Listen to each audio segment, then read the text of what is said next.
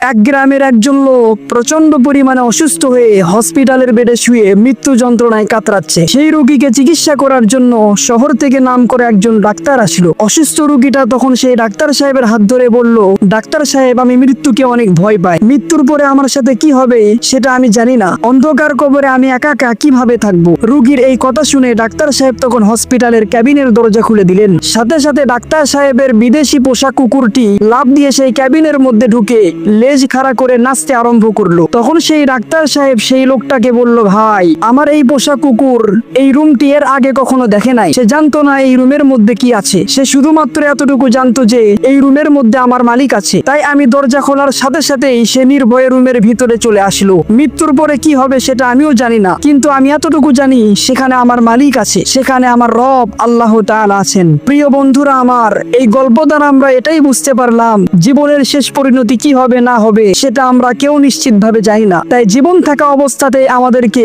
কবরের জন্য আমলে সালেহ এবং নেক কাজ করে যাওয়া উচিত।